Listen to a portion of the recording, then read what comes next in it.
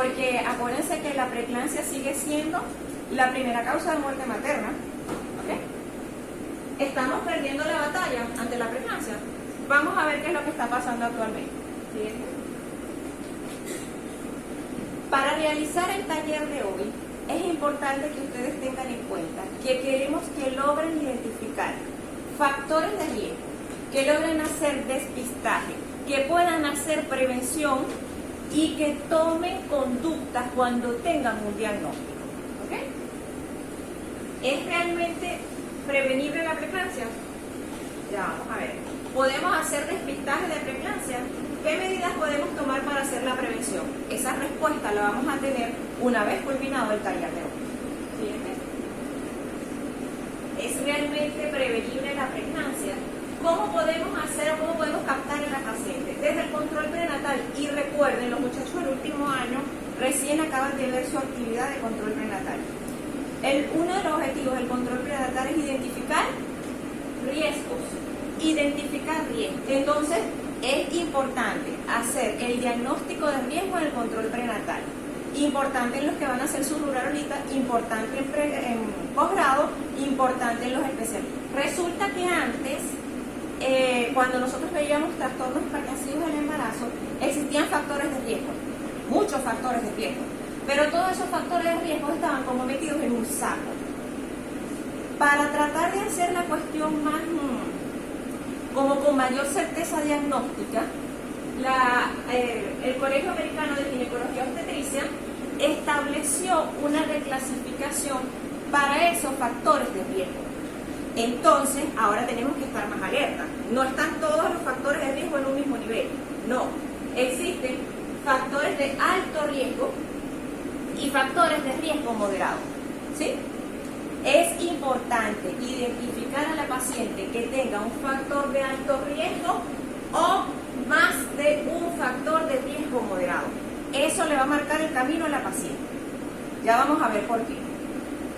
¿Cuáles se consideran factores de alto riesgo? Los factores de alto riesgo son 6 factores de alto riesgo, ¿ok? Donde se menciona que la paciente haya tenido un antecedente en el embarazo anterior de preeclampsia y sobre todo, empeora el pronóstico, que haya tenido un resultado perinatal adverso, es decir, un parto antes de tiempo por cifras tensionales elevadas o una muerte neonatal. Que tenga una gestación múltiple actualmente y que tenga enfermedades, llamémoslas crónicas, como lo son la hipertensión arterial crónica, la diabetes mellitus, enfermedad renal y enfermedades autoinmunes. Muy bien, ¿por qué es importante identificar cuando la paciente tiene al menos un criterio de alto riesgo obstétrico? Porque ya nosotros y ustedes, cuando estén haciendo la rural, tienen que hacer una intervención. Ya vamos a hablar de eso. Pero ojo, un factor de alto riesgo hay que intervenir. ¿Sí? Ok. ¿Cuáles son los riesgos moderados? Los riesgos moderados son 5 factores de riesgo moderado. Nuliparidad, ¿okay?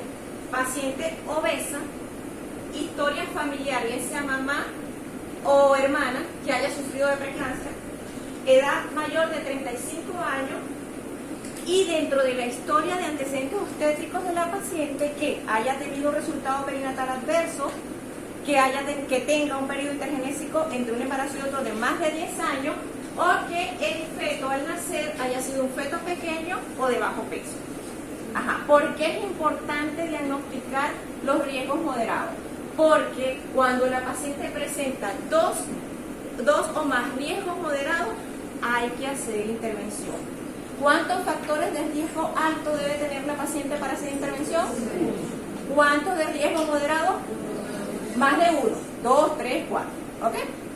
Ya vamos a ver cuál es la intervención que vamos a hacer. Y de riesgo bajo, parto determinado en el embarazo anterior no complicado. ¿Cuál es la propuesta que hay entonces? Que toda paciente con un factor de riesgo alto o con dos factores de riesgo moderado debe ser captada en la consulta prenatal a todo nivel. Es a todo nivel. Supóngase que yo en la consulta de alto riesgo viene una paciente a su primera consulta, yo tengo que dirigir mi interrogatorio a descartar factores de riesgo para desarrollar preeclampsia. ¿Vamos bien? Ok. Una vez que se hace ese diagnóstico, hay que referir a la paciente a un centro más especializado porque hay que hacer despistaje de preeclampsia. Entonces ya vamos respondiendo algunas de las preguntas.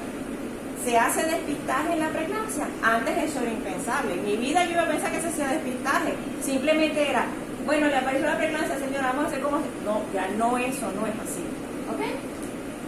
Y la del despistaje se debe hacer entre la semana 11 y la semana 13, más 6 días de gestación, tempranito, empezandito el embarazo.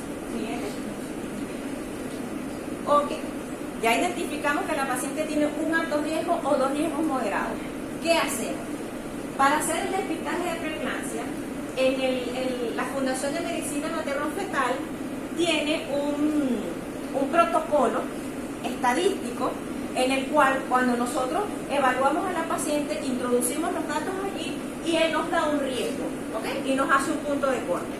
¿Cuáles son esos datos que tenemos que buscar?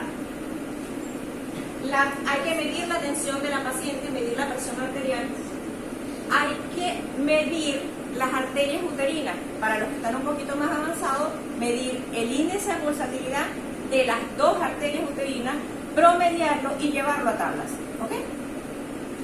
El factor de crecimiento placentario, que es un marcador, y de no tener el factor de crecimiento placentario podemos desarmar entonces de la proteína A plasmática específica del embarazo. ¿Sí? ¿Vamos bien?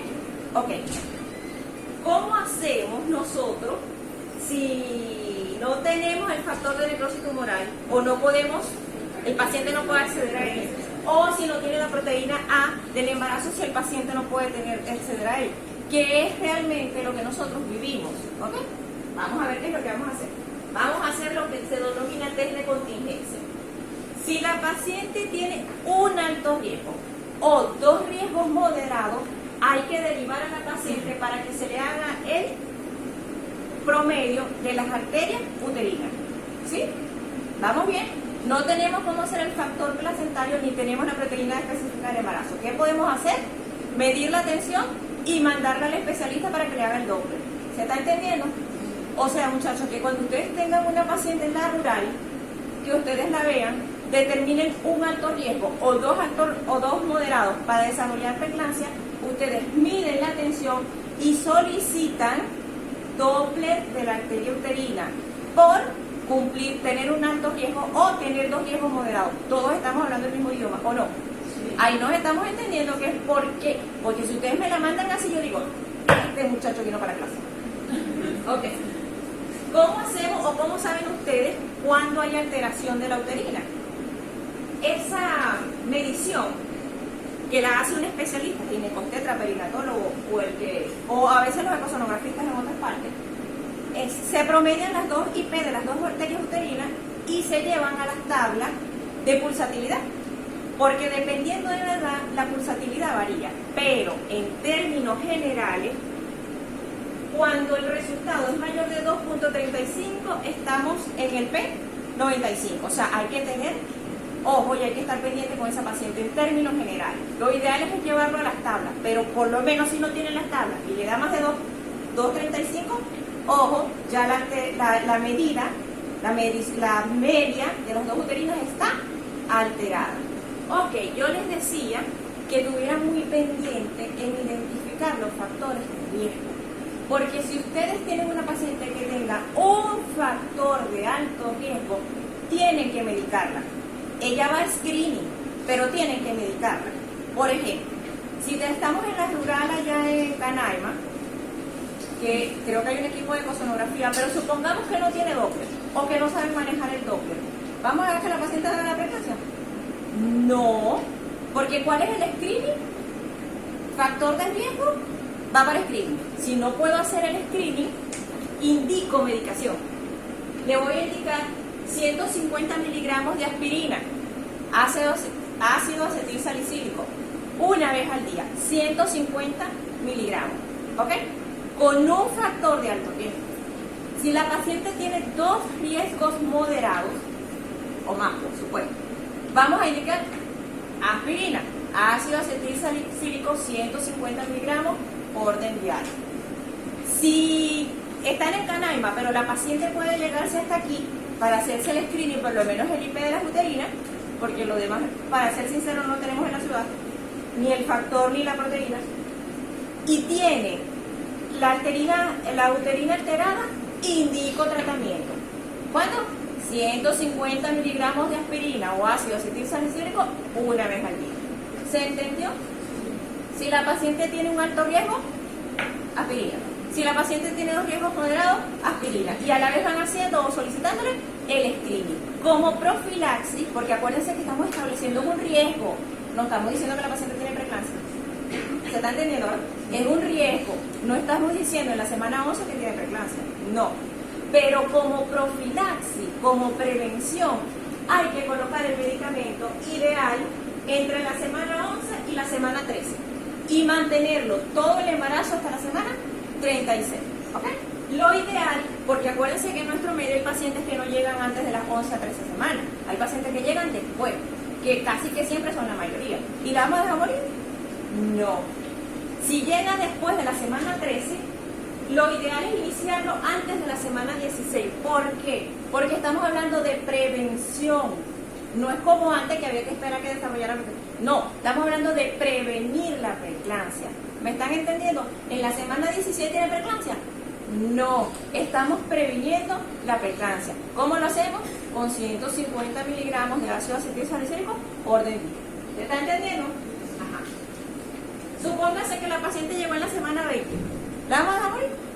No, indicamos la aspirina, pero ya luego, sí, de la semana 28, ya no estamos previniendo preeclampsia. Y ustedes lo saben, porque eso tiene que ver con la segunda oleada trofoblástica. Ajá, ¿cómo se la indicamos? Si la tableta es de 100 miligramos, indicamos tableta y media, que serían 150 miligramos. Comúnmente la que conseguimos en el mercado es de 81 miligramos. Y si es de 81 miligramos, indicamos 2 tabletas diarias. Ajá, ¿en qué momento? En la noche antes de irse a dormir. ¿Sí? Ajá, y por supuesto ya hay estudios que establecen que colocarle a la paciente 1.5 a 2 gramos de calcio elemental también ayuda en la prevención de la preeclampsia. ¿Ok? Cuando nosotros colocamos tratamiento para prevenir el desarrollo de preeclampsia, nosotros estamos básicamente logrando 3 objetivos, básicamente. 1, tratar de que no desarrolle la preeclampsia. Eso es posible. De hecho, ya lo estamos viendo. Pacientes que han incluso tenido eclampsia en el embarazo anterior, empezamos el ácido acetilsalicílico en forma temprana y en este embarazo no hace, pero ni cifras tensionales elevadas. Eso lo estamos viendo. 2, que si se presenta la preeclampsia, pues tratar de que no se presente en forma temprana.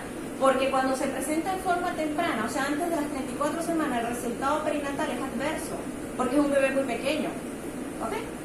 Y 3, que si se llegase a presentar la preeclampsia, no sea una preeclampsia severa, sino sea una preeclampsia que nos permita hacer algún tipo de intervención para hacer algo o brindarle lo mejor al bebé. ¿Se está entendiendo? Vean todo lo que podemos lograr. Desde una paciente que tiene antecedentes de alto riesgo a que este embarazo sea súper normal. Solo con tratamiento. Ok. Entonces, FIGO, la Federación Internacional de Ginecología y Obstetricia, clasificó a la preeclampsia desde el punto de vista de su aparición. En preeclampsia temprana, cuando tiene menos de 34 semanas, que es donde los resultados perinatales son más adversos, de aparición tardía después de las 34 semanas, de pretérmino entre la 34 y la 37 y preeclampsia al término, que es cuando ya está después de las 37 semanas. ¿Ok? Esa es clasificación de acuerdo al momento de aparición de la preeclampsia. Y lo que tratamos de hacer es que no aparezca antes de las 34 semanas. Entonces, ¿qué podemos concluir de lo que acabamos de ver? Las preguntas que iniciamos. ¿Se puede hacer prevención de la preeclampsia? Sí. Ajá. ¿Se puede hacer predicción o se puede hacer screening para pacientes con preeclampsia? Sí. ¿Ya saben cómo hacerlo? Sí. Entonces, con las medidas preventivas podemos reducir la aparición de preeclampsia con signos de severidad antes de la semana 34 y 6 días, que es donde hay mayor resultado adverso. El despistaje debe realizarse mediante el test combinado, ya lo vimos, entre la semana 11 y 13 más 6 días, o en su defecto mediante el test de contingencia, es decir, factor de alto riesgo más uterina alterada, iniciar tratamiento. El uso de ácido acetilsalicílico en la semana 13 hasta la 36. ¿Todo eso para qué? Para reducir la preeclampsia de aparición temprana, que es donde el bebé va a flejar. Lo que queremos que se lleve en el día de hoy del taller, la preeclampsia no se vence haciendo diagnósticos tardíos y tratando los casos, que era lo que hacíamos antes en mi época, ya que los resultados hablan por sí solos.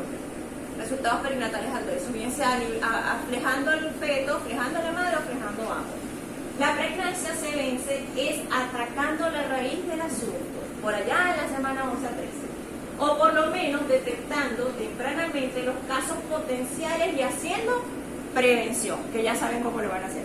Gracias, muy amable por su atención.